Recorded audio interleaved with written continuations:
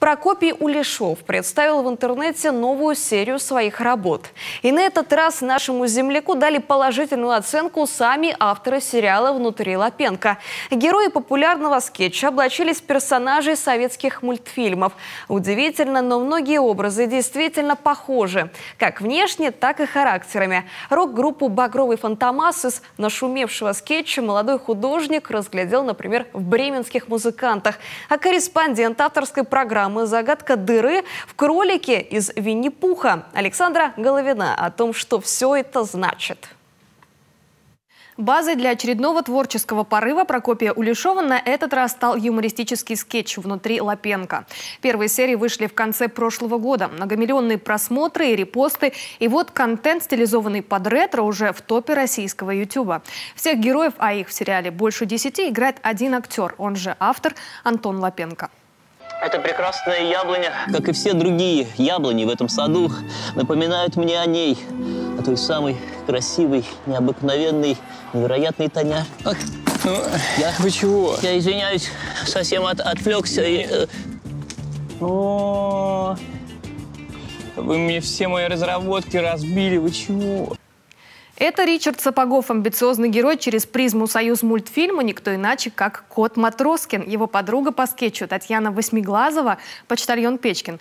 Удивительно, как похожи все подобранные образы и характерами, и внешними типажами.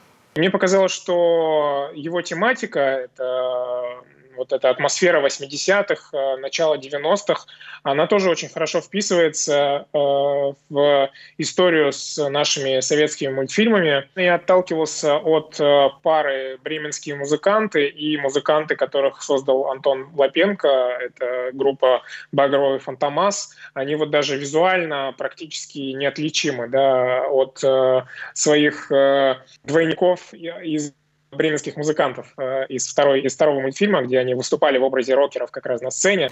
Кстати, это не первая серия иллюстраций популярного сериала «От нашего земляка». Мы уже видели героев «Игры престолов» в образах персонажей детских мультфильмов. И тогда эти картинки буквально взорвали сеть. Под таким углом американское фэнтези явно никто не рассматривал. Прокопий вспоминает такой шумихи и уж точно не ожидал, скромно подчеркивая, мол, каждый день сотни художников делают это еще лучше. Но награда, что называется, нашла своего героя, и в этот раз молодого человека, отметил лично один из авторов сериала. Самое приятное, наверное, в этом всем, какой отклик получают эти работы. Удивительно, какое получается широкое распространение. Вот. Если год назад с «Игрой престолов» я был очень удивлен, какой это получил охват.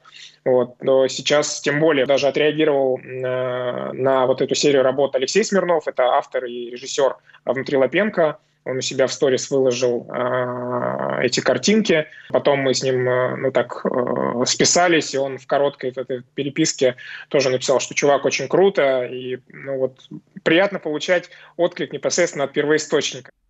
Несколько идей новых мэш-апов – это современное название такого гибридного творчества, где авторские идеи переплетаются с оригиналом, у Прокопия уже есть. Но интригу пока молодой художник раскрывать не стал, отметив, что новые иллюстрации точно не будут похожи на прежние. Так что следим за публикациями и ждем новых перевоплощений. Александра Головина, телеканал Юрган.